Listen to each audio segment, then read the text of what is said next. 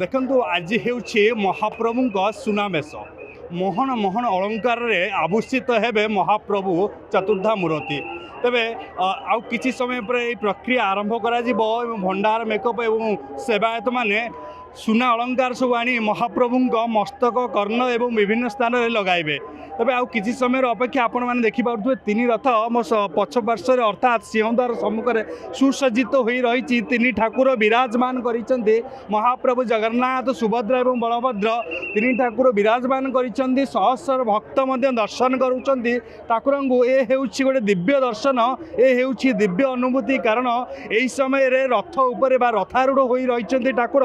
ଏହି ସମୟରେ ଦର୍ଶନ କଲେ ଗୋଟେ କୋଟି ପୁଣ୍ୟ ମିଳିଥାଏ ବୋଲି ବିଶ୍ୱାସ ରହିଛି। ତେଣୁ ଜନସମାଗମ ହୋଇଛି ପୁରୀରେ, ଚଳଚଞ୍ଚଳ ହୋଇ ଉଠିଛି ପୁରୀ।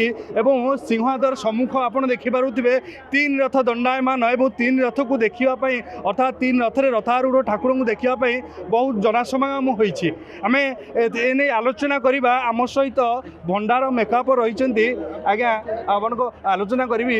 ଆଜି ତ ଠାକୁରଙ୍କର ସୁନାବେଶ, କ'ଣ କ'ଣ ସବୁ ଆଜି ଠାକୁର କିଭଳି ବିଭୂଷଣ ଆଭୂଷିତ ହେବେ? ମହାପ୍ରଭୁ ଆଜି ବିଷ ହେବେ। ମୋ ନାଁ ଲକ୍ଷ୍ମୀନାରାୟଣ ନିକାମ। ମହାପ୍ରଭୁ ଉପର ଆଜି ମିଶ ଆଜି ମହାପ୍ରଭୁ ନାଗିବେ ପଠାଗୁରେ। ଆଜି ଅଳକା ନାଗି ହେଇସାରିଲା ପରେ ଚନ୍ଦ୍ର ସୂର୍ଯ୍ୟ ଆରକାନି ତିଲକ ନାଗି ହେଇସାରିଲା ପରେ କିରୀଟି ନାଗି ହେବେ। କିରୀଟି ନାଗି ହେଇସାରିଲା କାନ ନାଗି ହେବେ। କାନ ନାଗି ହେଇସାରିଲା ମହାପ୍ରଭୁଙ୍କ ହାତ, ମହାପ୍ରଭୁ ଗୋଡ଼ ନାଗି ହେଇସାରିଲା ପରେ ମାଳ ନାଗି ହେବେ। ଆଜ୍ଞା ହରିଣ ମାରି ବାହାର ମାରି ନାଗି ହେଇଗଲେ, ତାପରେ ଶିପର ମାରି ନାଗି ହେଇଗଲେ ମହାପ୍ରଭୁ ବଡ଼ ଠାକୁର ଚାରିଟା ମାରି ହେଇଗଲେ ବଡ଼ ଠାକୁର ବେଶ ହେଇଗଲେ। କାଳିଆ ମହାପ୍ରଭୁ ବେଶ ହେବେ। ସାତୁଟା ମାରି କାଳିଆ ମହାପ୍ରଭୁ ଲଗେଇବେ। ଆରକାନି ଚନ୍ଦ୍ର ସୂର୍ଯ୍ୟ ତିଲକ, ତାପରେ ଆକୁ ଆମର ଇଏ ମକର କୁଣ୍ଡ, ତାପରେ କାନ, ତାପରେ ନଳିଭୁଜ ମାରି, ତାପରେ ବାହାର ମାରି ଅଳା ମାରି, ତାପରେ ଚାବିଜ ମାରି ଇ ମିଶ୍ର ମାରି ଆଉ ନାଗି ମହାପ୍ରଭୁ ନାଗି ହେବେ। ଆଜି ତ ଗୋଟେ ପୁଣ୍ୟ ଦିନ, ପବିତ୍ର ଦିନ। କାରଣ ମହାପ୍ରଭୁ ବିଭିନ୍ନ ବେଶଭୂଷାରେ ସ୍ୱର୍ଣ୍ଣ ଅଳଙ୍କାରରେ ଆଭୂଷିତ ହେବେ। ଆପଣମାନେ ତାଙ୍କର ଭଣ୍ଡାର ମେକଅପ୍ ଭଣ୍ଡାର ଘର ସୁରକ୍ଷାରେ ମଧ୍ୟ ଥାନ୍ତି। କିଭଳି ଦିବ୍ୟ ଆଜ୍ଞା ଆମେ କିଛି ନୁହଁ, ମହାପ୍ରଭୁଙ୍କ ସିଏ ଆଜ୍ଞା ସବୁ। ଆମେ ତାଙ୍କ ମାଂସ ଭିତରେ କିଛି ନୁହଁ। ଆମେ ତାଙ୍କ ଜିନିଷ ଆମେ ଆଇଛୁ ରଖିବୁ। ଆମ ପ୍ରିୟ କେତେ ଲୋକ ରଖିକି ଗଲେଣି, ଆମେ ତାଙ୍କ ଜିନିଷ ରଖିବାକୁ ଆଇଛୁ। ଆମେ ଦାୟିତ୍ୱ ରଖିବୁ, ନାଗି ହେଉଥିବୁ। ଆମ ପ୍ରିୟ କେତେ ଲୋକ ନାଗି କରିବେ। ଆସ୍ତେ ସୁସ୍ଥ କାମ, ଦୋଷ କାମ ନୁହଁ। ସିଏ ଧୁମଧାମେ କାମ ନୁହଁ, ଭାରି ସୂକ୍ଷ୍ମ ଜିନିଷ ସିଏ।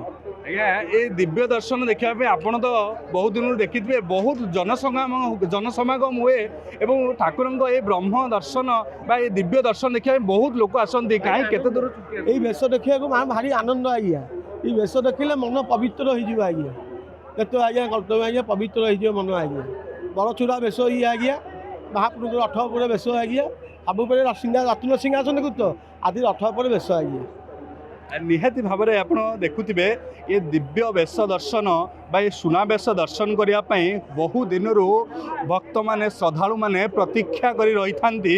କାରଣ ଏହି ବେଶ ଦର୍ଶନ କଲେ ମହାପ୍ରଭୁଙ୍କର ଟିକେ ସାନ୍ନିଧ୍ୟ ଲାଭ କରନ୍ତି ଏବଂ ମହାପ୍ରଭୁ ଯେଉଁ ବିଭିନ୍ନ ବେଶଭୂଷା ଅଳଙ୍କାରରେ ସଜ୍ଜିତ ହୋଇଥାନ୍ତି ତାକୁ ଦେଖିବା ପାଇଁ ବହୁତ ଭକ୍ତଙ୍କ ଭିଡ଼ ଛୁଟେ ଏବଂ ପୁରୀରେ ଜନସମାଗମ ହୁଏ ଏବଂ ଜନସମୁଦ୍ର ସୃଷ୍ଟି ହୋଇଥାଏ ପୁରୀରେ। ପୁରୀରୁ ତପନ କୁମାର ଲେଙ୍ଗାଙ୍କ ରିପୋର୍ଟ, ଖବର ଓଡ଼ିଶା।